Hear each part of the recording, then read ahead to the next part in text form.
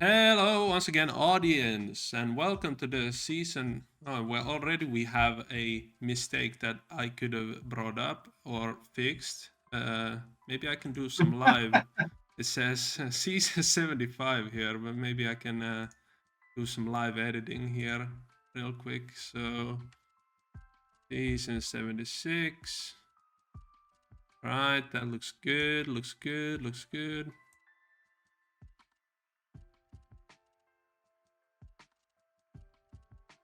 Yeah, so now everyone understands what we're talking about. It's very because it's on top of it, and of course, I'm gonna delete it right after.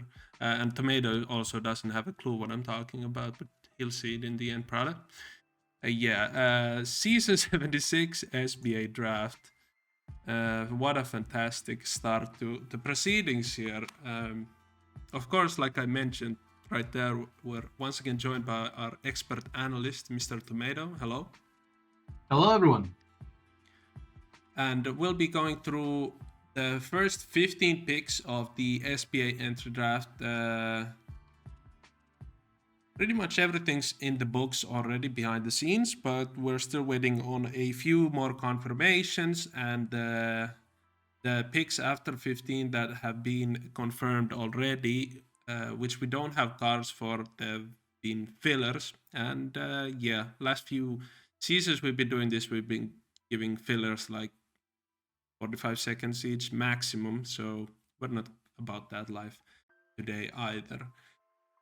What we are about is to head into the top of the draft. As you can see on the screen, we have the pick order of Philadelphia, Oklahoma City, then Charlotte, then Philadelphia, then Houston back again at number 5, all the way down to Ironman Rail Nightmare, Ocelots, Vice, and then Knights, etc. Who do you consider to be the top prospects to keep an eye out in this draft here now, Tomato? Who is going number 1? Who are the top prospects? Let's just go that way instead. Easy answer. Top TPE, Dontrell Campbell, Offensive Player of the Year, great big.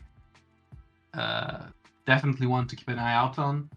I think a lot of teams in need of a new age scorer will be very interested. But Yes. there's also some great defensive picks like Miguel Lopez, for example.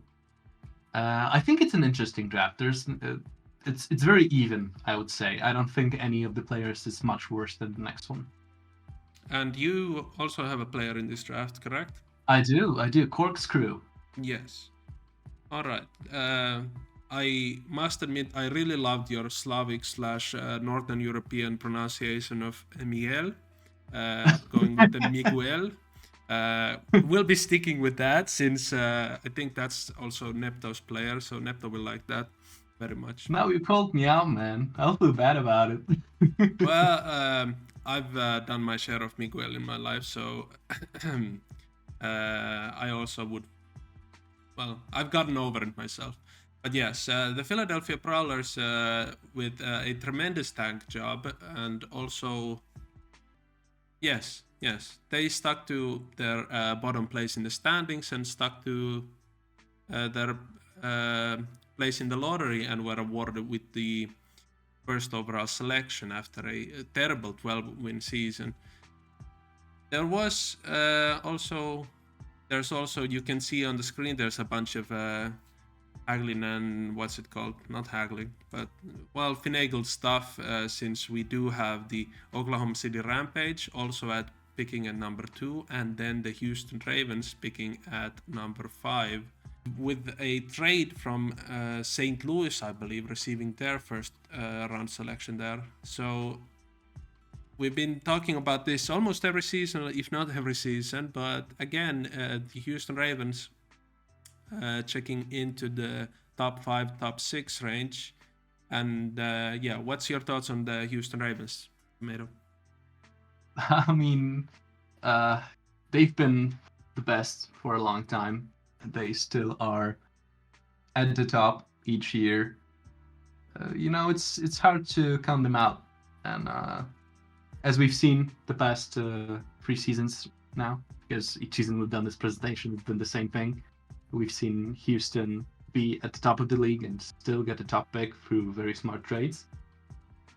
And apparently that's just how good the GM is, and it's just gonna keep on happening. So good on them. I hope they get some good guys in here. Yeah, and even though they've been upended here and there by the Las Vegas Jokers recently, other than in season 74's entry draft, the Las Vegas Jokers really haven't been prevalent in the draft. Or, well, last season at number 4, they picked Waters, and in 74 they picked a couple of the later round selections there with J.R. Glock and I think Jehu King.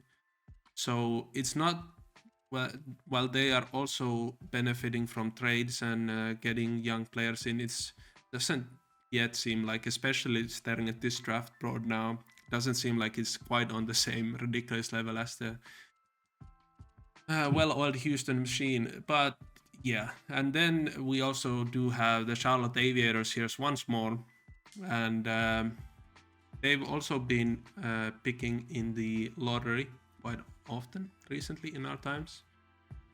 What do you think is in their future? What sort of a spark do they need to their team?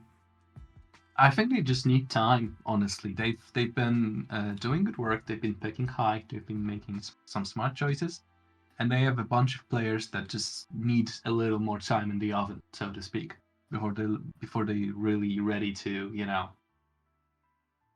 get Yeah, really good wins. yeah, you gotta prove the bread first, and then finish in the oven, and then you're gonna have a beautiful fluffy thing.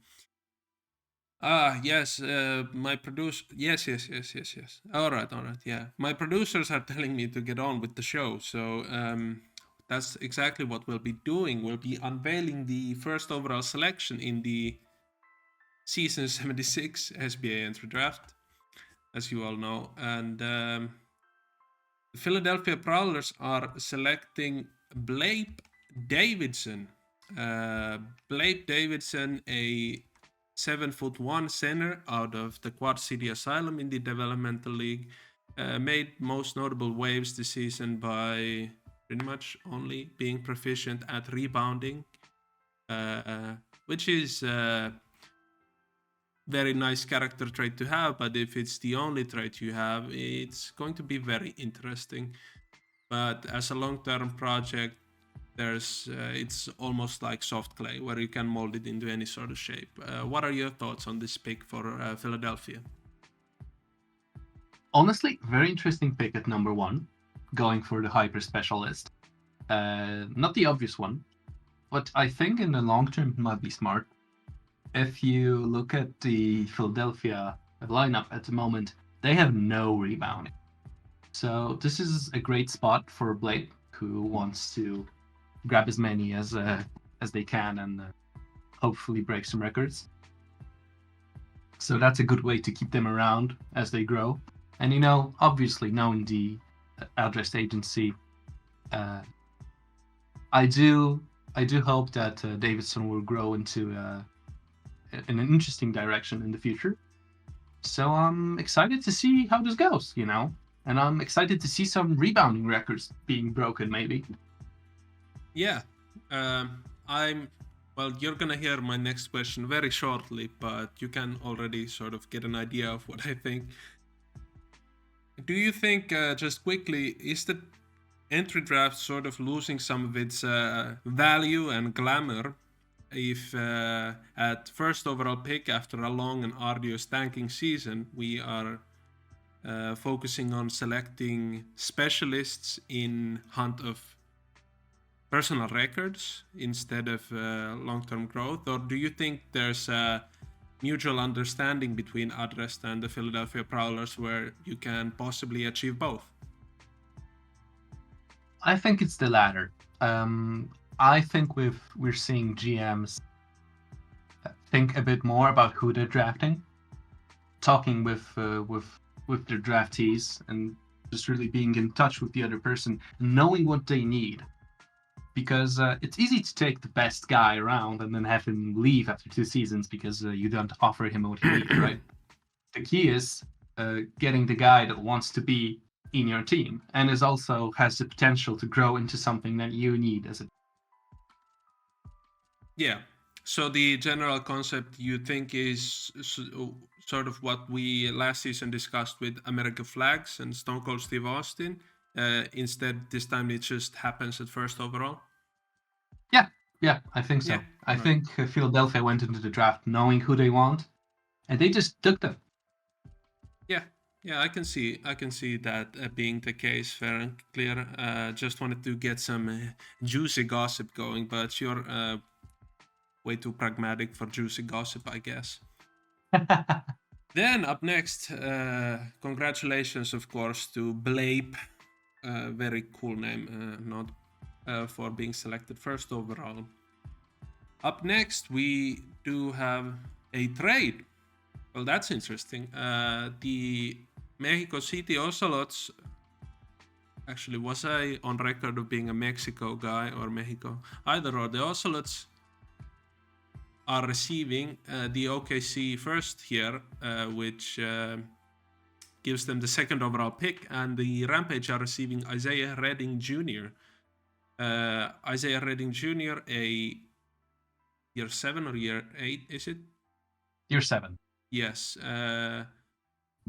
Very talented, multifaceted player. What are your thoughts on this trade? Ocelots going down, Rampage going up? I think it's interesting. Uh, Going younger, getting rid of some of the cap space and making some room there. I think it's a good choice on both ends. I think the GMs know what they need, and that's their way of getting that. Yes. And indeed, we're going to take a look at who the Ocelots are picking here. The Ocelots are going with Iggy Hendricks. Iggy Hendricks, a small forward slash point guard out of the Tassin Hyenas.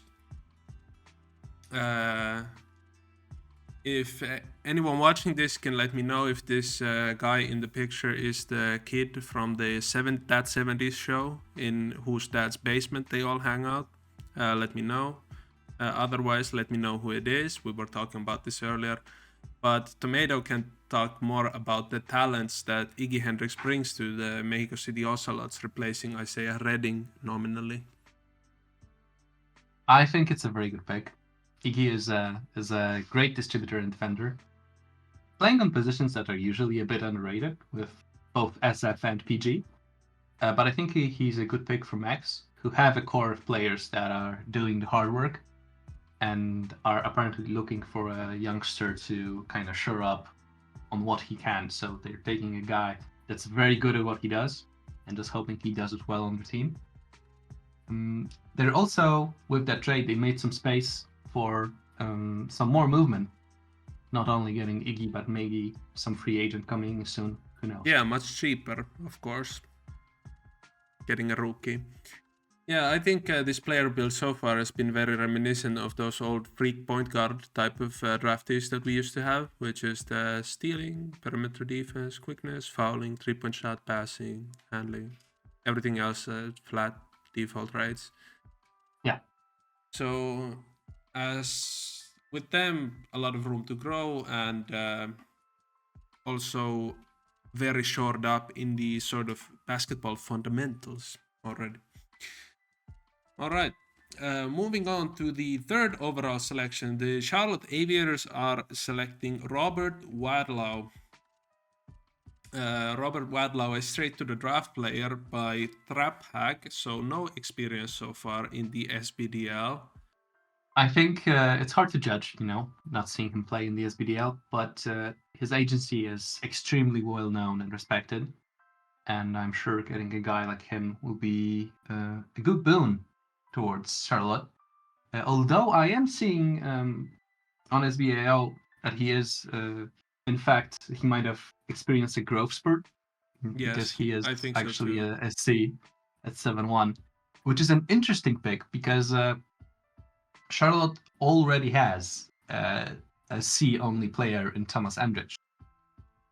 So I'm guessing at the moment that Robert will be more of a bench guy. But it's interesting to see where they go with that. You know, having two players on the same spot, not really flexible. Something we'll have to give in the future. Yes, indeed. There's for the viewers, you're not gonna see this right away, Tomato. But while you were talking, I was doing another sort of live editing. Wadlow, of course, I didn't say it out loud, I don't think, but seeing it now, or being brought to you by now, is a 7'1" center, not a 6'5" small forward point guard like Iggy Hendricks was. That's some very lazy editing by our producers. We'll have a talk about that.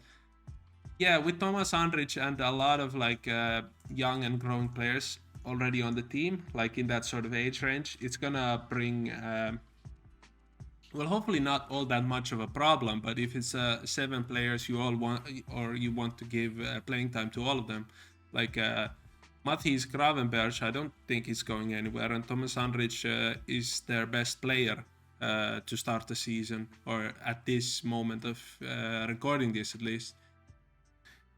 Then up next, trade alert.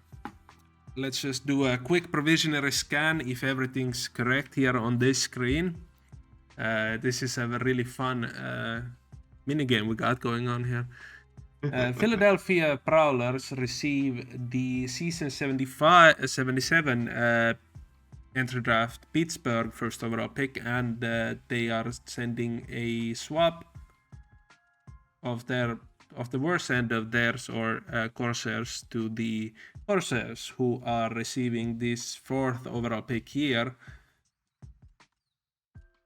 Yeah, pretty surprising, do you think, for Philadelphia not to cash in on 2 top 5 picks?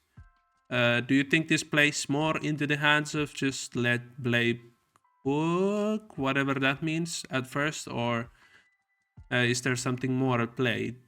Maybe none of the players caught their eye, or? I think it might even be just more of a thing that they want to stagger their picks a bit, because they do have a lot of players in a similar age range, and they don't want to get stuck with the cap.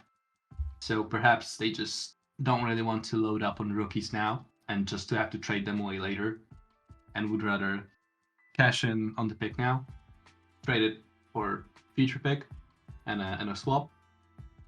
Hope SDC is bad, and just reap the benefits next year and the year after that.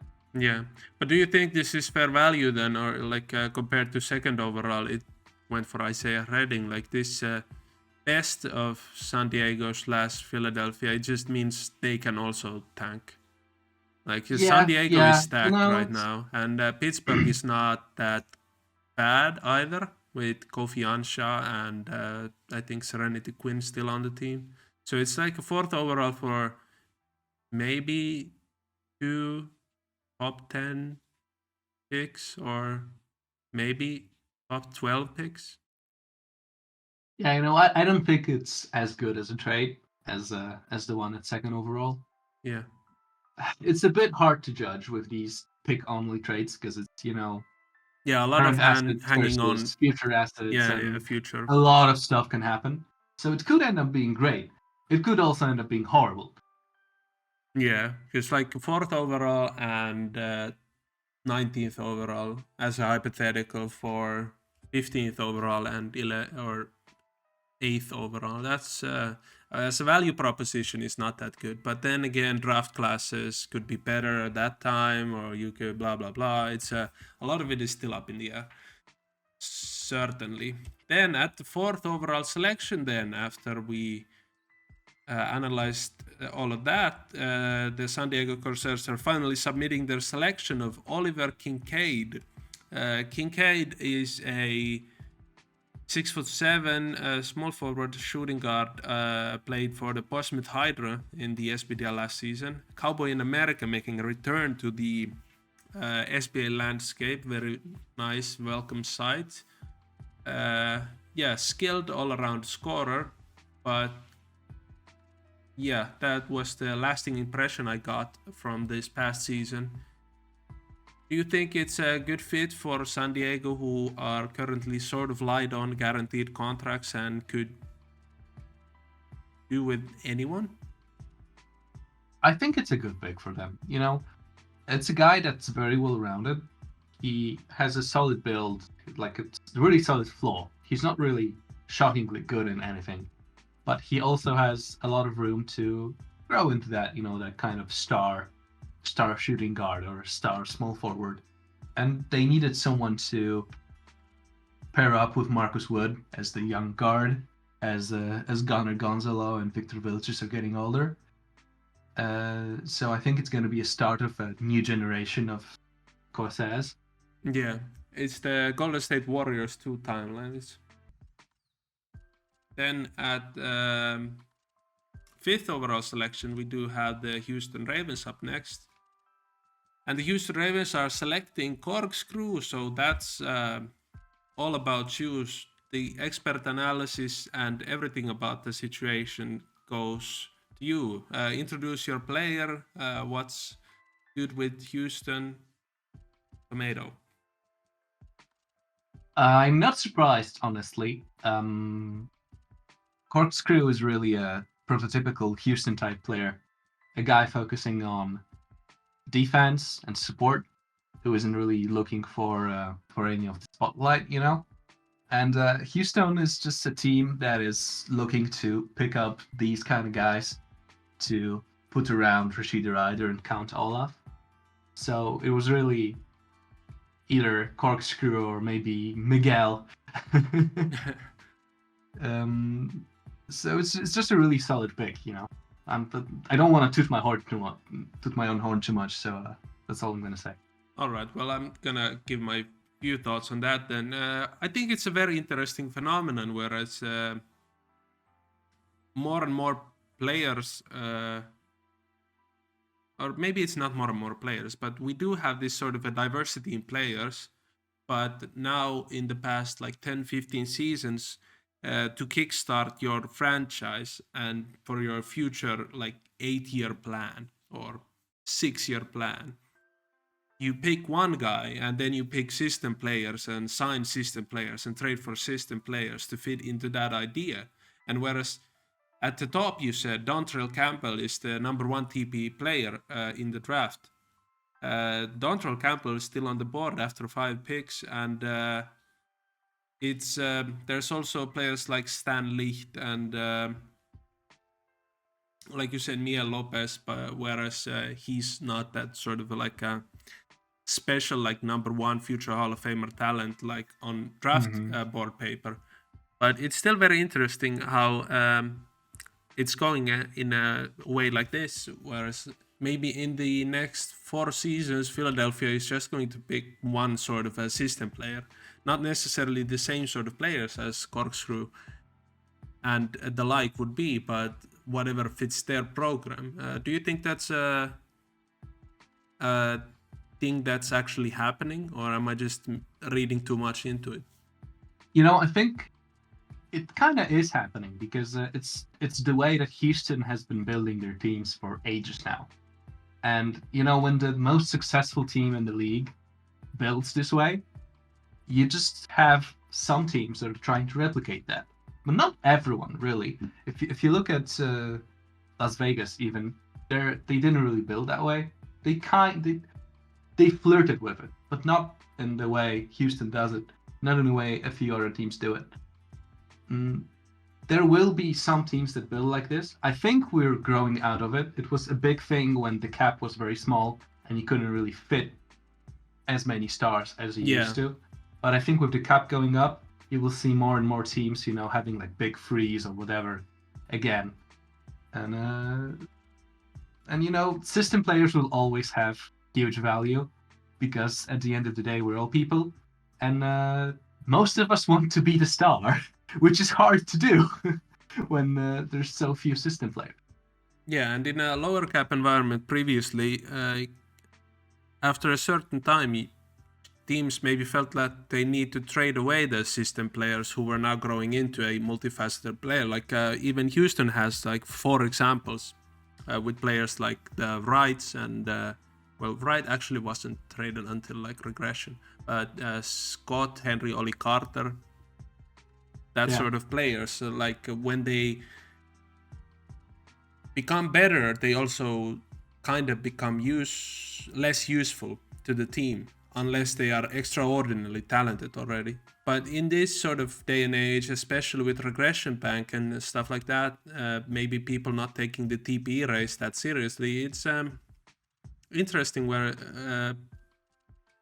a player like you with Corkscrew, like I could envision like a 11 season career with Houston, just at Houston, because you can just get players or around who are better at things than you, or then eventually Corkscrew is just going to be the best player in the league, and that's all that you need pretty much.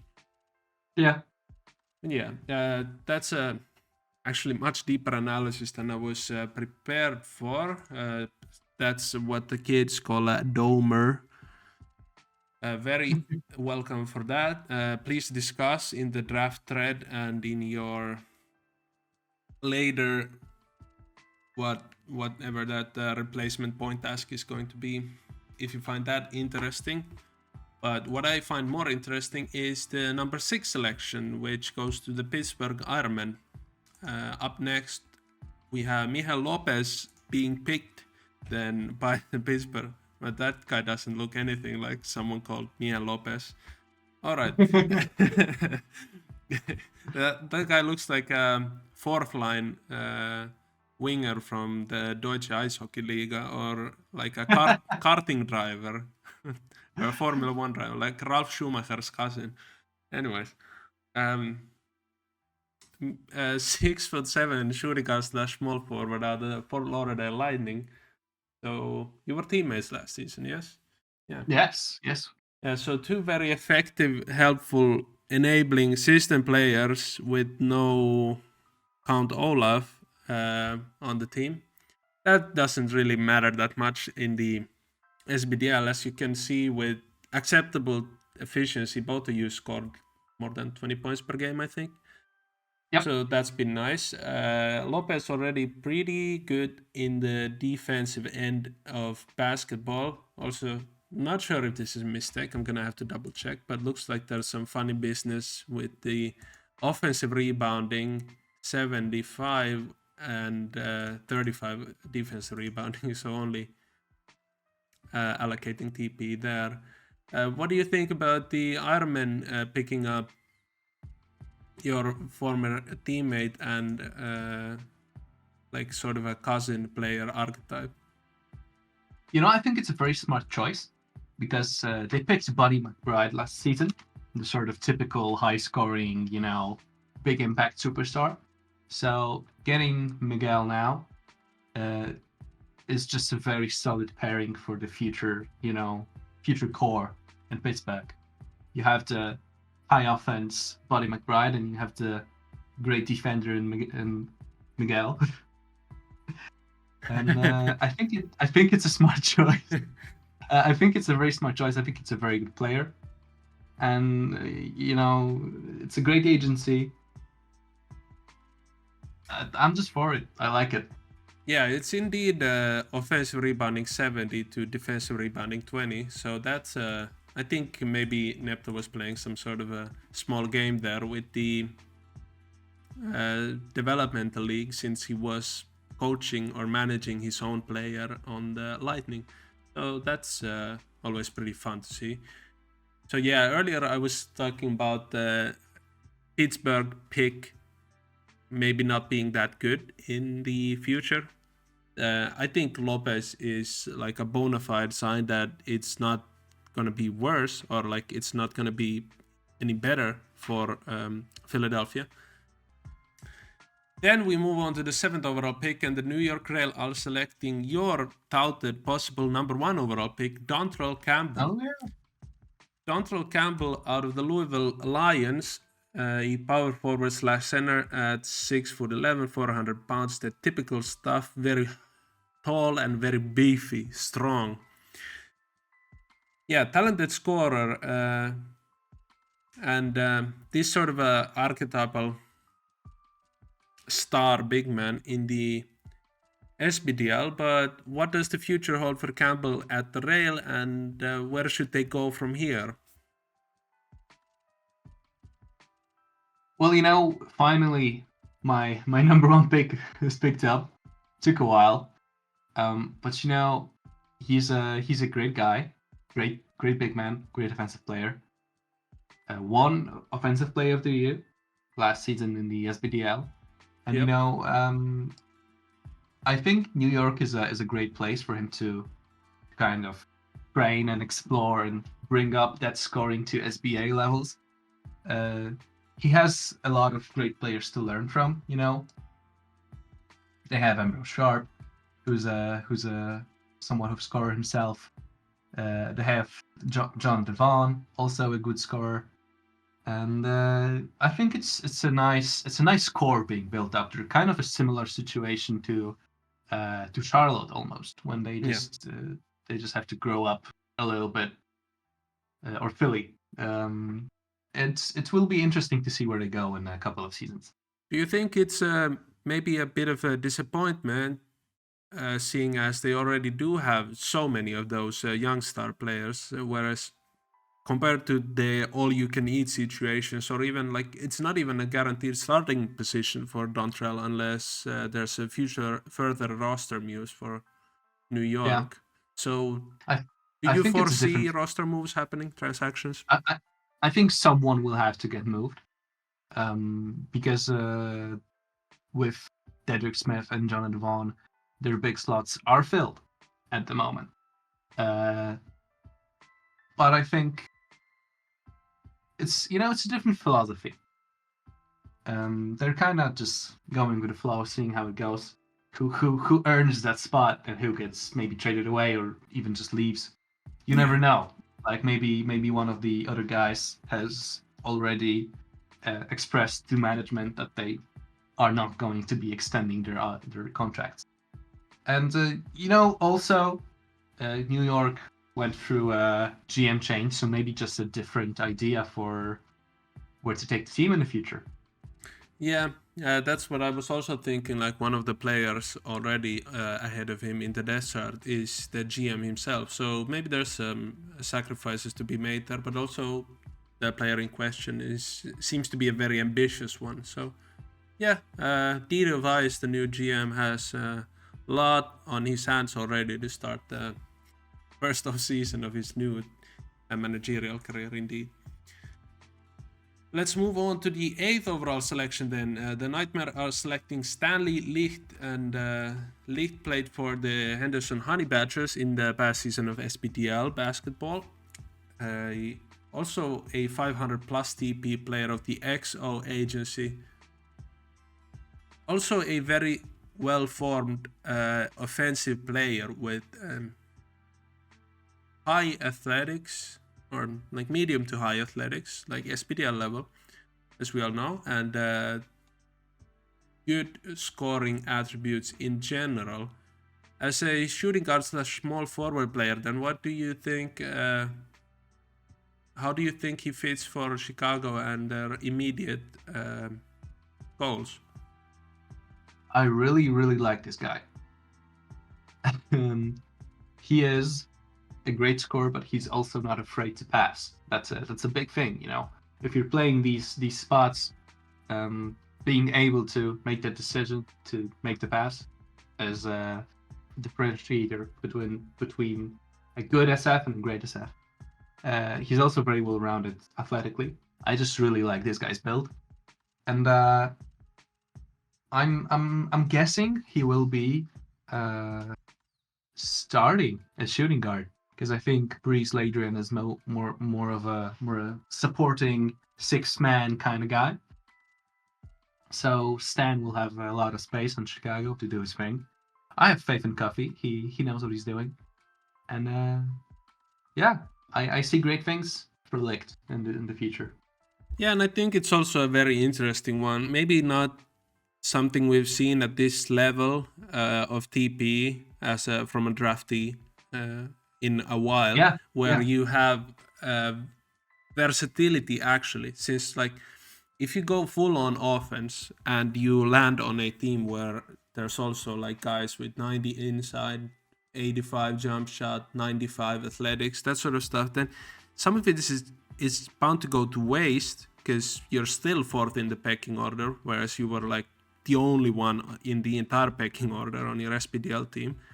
And then like where you now have 3-point shooting and passing as well in the attribute mix, then you then bring that versatility. So when the imaginary simulation ball comes to you, then it's not just all right, I'm gonna isolate and go to score or try to score. It's more of fitting already into the structure of the team. So I do agree. I really like this player, and I'm very surprised that these two players here were picked in the positions they were picked in at 7th and 8th.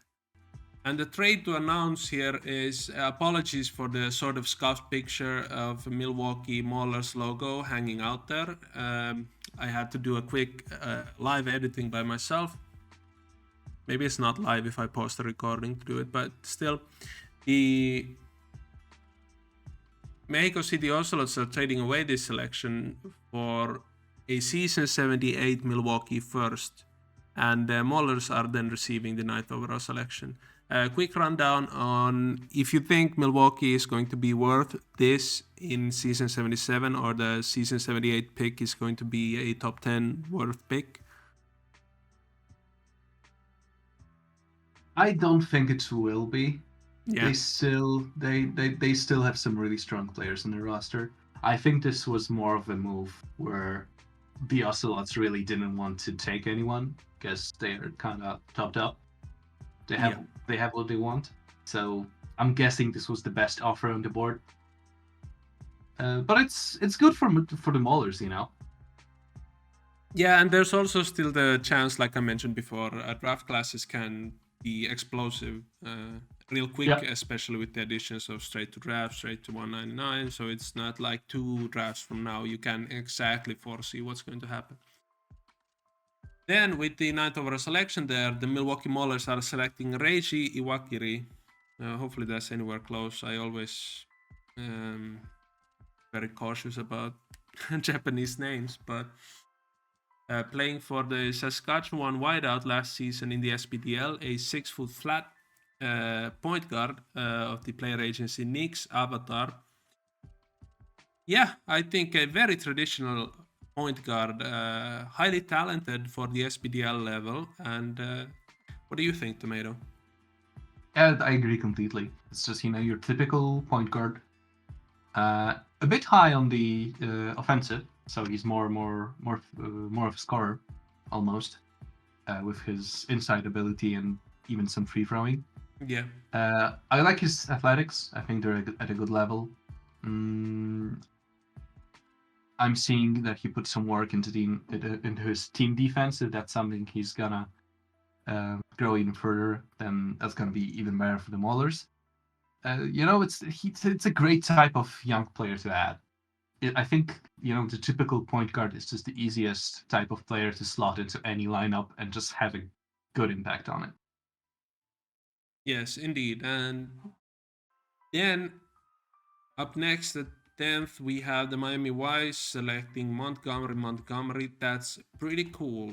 Montgomery is a filler, I think, of the GM's own volition. So, or volition is the wrong word, of making, whichever. So here, enjoy this photo of a lip injection. Hopefully that's copyright free, because otherwise, FU, KG. And we're moving on to the 11th overall selection. It's the Seattle Knights selecting doesn't give a fuck out of the Hudson Hyenas as well, a 6'5" point guard of the Boom player agency. This attribute graph looks to be very, very re-rolled recently, I think. Yeah, So Not allowed to go off on. Yeah, so enjoy your 355, I guess, bank TP, and yeah, Seattle get a clean slate of a player, like a blank canvas. What do you think of the selection there? Um, it's hard to judge. It's almost like a straight to the draft player. Yeah. I think Boom is pretty good at building players, so hopefully the Seattle GM talked with him. They know what they're getting. Yeah, Stevo and Uzi, of course, have known each other for like 9 years already. So yeah, so I'm assuming they're both really happy with this pick, and Seattle will have their room to impact how their player grows from the very start. Certainly, Which yes. is nice. Actually, now that I think of it, I'm not sure if doesn't even had attributes last season of SBDL, because I don't ever remember putting any. Maybe he did. I think he had like defense and that sort of stuff. 3-point shooting and some stealing.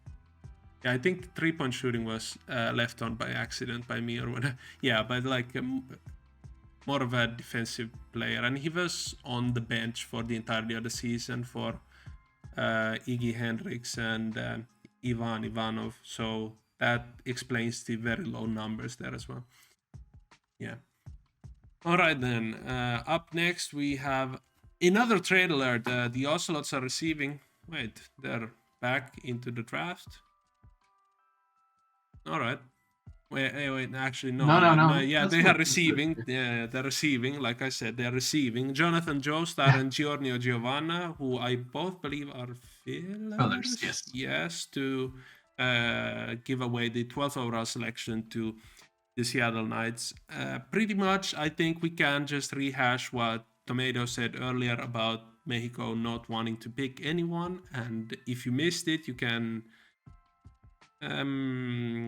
rewind 6 minutes to before we talked about the Iwakiri pick from Milwaukee, and we'll just hop into the pick that Seattle are making. They're selecting with the 12th overall selection Victor Wisowski from the Thunder Bay Resistance. Very strong, sort of like a Roy Hibbert, but maybe with two hands. So I guess that's one way to describe Alperen Şengün, the player or real life equivalent, what's it called? Like a likeness to Wisowski. What do you think about Wisowski's general build and the impact he can possibly have with Seattle? I kind of like it as a late pick. He's defense first. He's pretty good at blocking, pretty good at stealing. Also improved some of his team defense. He's barely touched his scoring abilities, which is fine because he only has quickness and athletics. So if he's going for that sort of defensive first big man, that's great. I think it's a great pick, and I think it's especially great getting that at 12. Yeah, I think more I look at this is like very reminiscent of my first player when I was drafted into the SBA with JJ Harklewood. I think I had 75 strength and 75 jumping, and maybe instead of 85, 80 blocks and steals, also at the 75 range.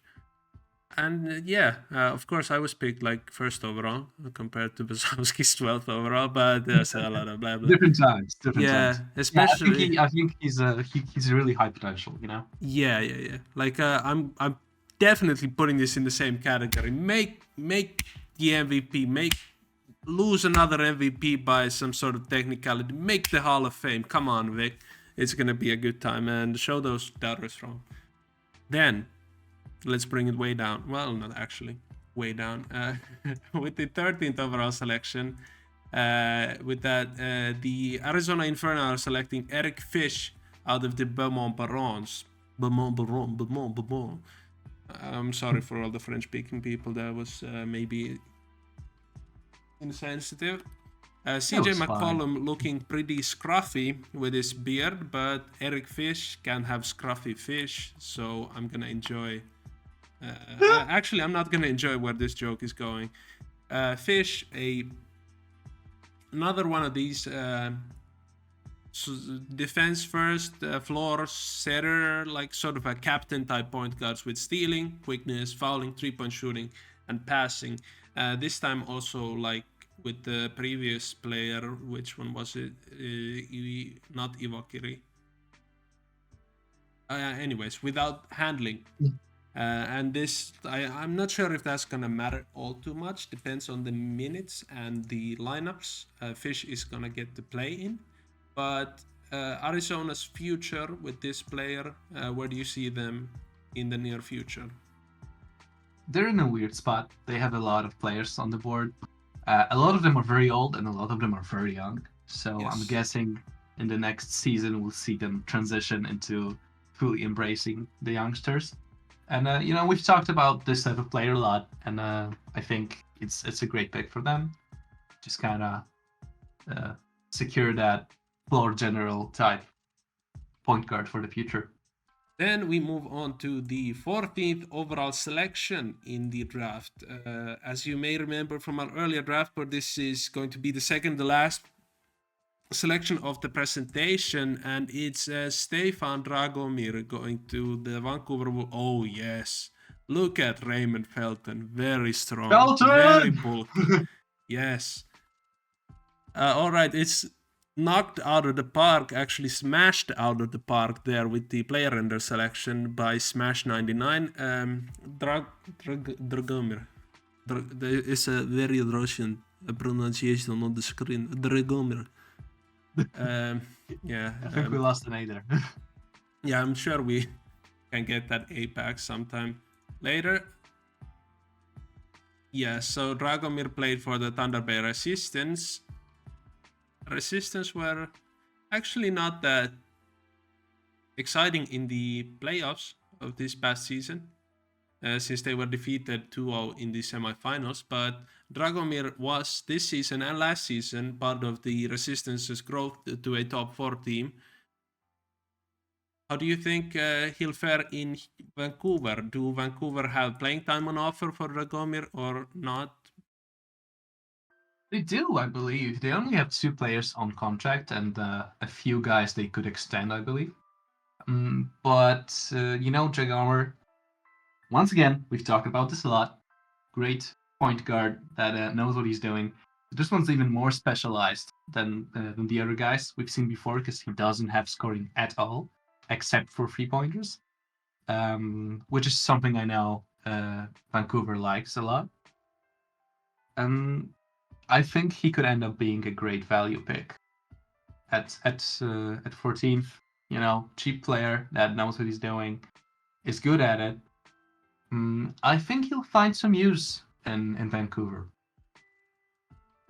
Yeah, entirely agreed. Vancouver, since the early 40s, whenever they were incepted, have had a lot of these sort of point guard players.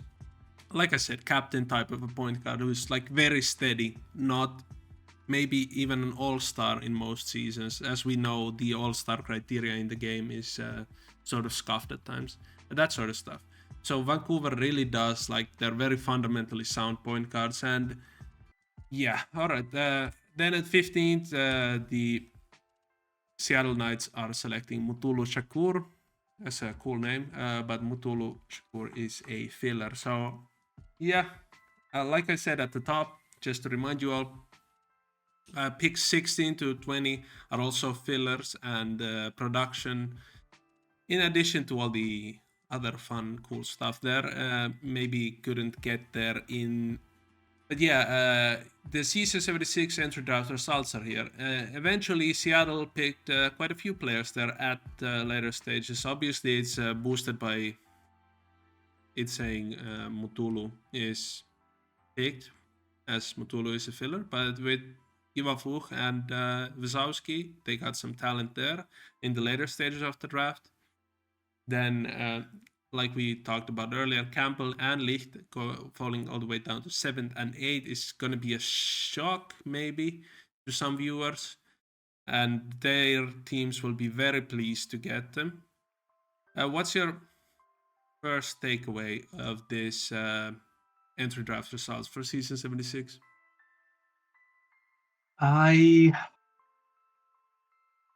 Despite being surprised at first, I like the direction Philly is going. I like where Charlotte's going. They've been kind of steadily grabbing the young blood they need. I'm very happy for Chicago. They got my favorite, Stanley. I just really like that player, and I hope he makes some noise. I think there were no teams that kind of stole a lot. We've seen that a few times these past 2 seasons that we've been doing these, where a certain team would just pick 5 times or whatever. Definitely more balanced here. I'm interested to see how long we'll see Houston in the top 5-ish. Yeah, will they be back next season? Will they be already? back next season? Yeah. We should make a prediction. We should make a prediction. Yeah, you can write your or anyone listening can write their think pieces of the SBA draft reactions on how long will Houston keep this possibly up. At some point, they surely will have too many players, won't they? I don't know. Remains to be seen. Blake Davidson, of course, actually says here point power forward / center, actually just a standard center going first overall. Yeah, we talked about him a bunch at the top, but eventually I think it will prove to be a very good pick regardless of whatever descent I might have had for it. And yeah, of course, Dontrell Campbell is could be stuck for his first season, if not more. But I think he has a very bright future. Of course, by virtue of playing on the Houston Ravens, I think Corkscrew is a very, very amazing future. And Iggy Hendricks also, as a player of that type, taking the Ocelots possibly to a new sort of era, remains to be seen how interesting and how immediate that impact is. Final thoughts before we hand it out to everyone riding up a storm and everyone enjoying their starting FIBA basketball media week stuff. Anything you got here more, Tomato? I think you said it all. All right. Then get to riding. Send the predictions of how long Houston will be here on the top of the left-hand side column. And we'll talk to you again next season, if not earlier, for season 77 SBA Entry Draft. Thank you, everyone, and thank you to Tomato for stopping by as well. Thanks, guys. All right. See you.